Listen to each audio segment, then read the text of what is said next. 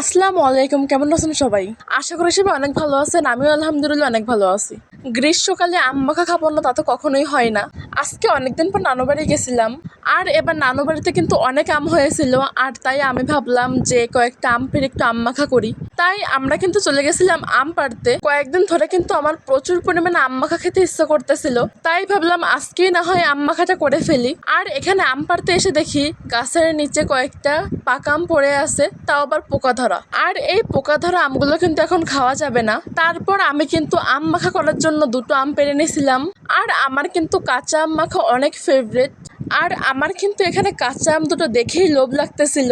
আমি আর আমার uncle plan করছিলাম যে ছাদের পরে বসে আমরা আম মাখা করে খাবো, কিন্তু আমরা যখনই আম মাখা করার জন্য ছাদে উঠলাম তখনই দেখি কি পুরো আকাশ একদম কালো হয়ে গেছে।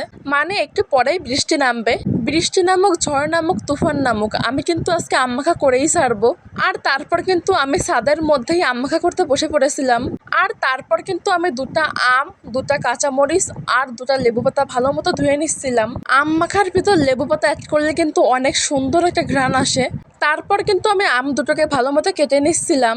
আর আমি কিন্তু আজকে অনেক এক্সাইটেড ছিলাম যে আমি কখন আম মাখা করে খাবো। আর তারপর কিন্তু আমি আম দুটোকে ভালো মতো কুচি কুচি করে কেটে নিয়েছিলাম।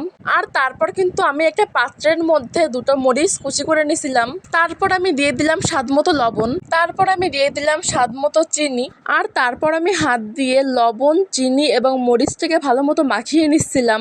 মরিচ, চিনি ও লবণ মিশিয়ে নেওয়ার পরে আমি দিয়ে দিলাম কুচিয়ে রাখা আম।